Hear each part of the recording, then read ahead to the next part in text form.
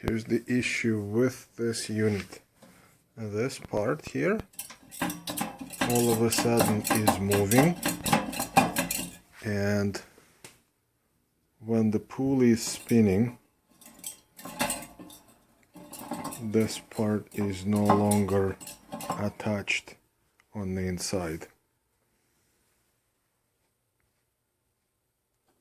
Okay, so here's the unit, and the pulley all of a sudden got detached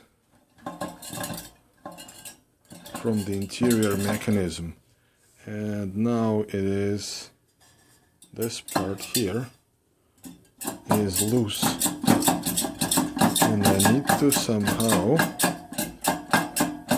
fix that. So what are the options? And here's the model of this unit. Hopefully it makes sense.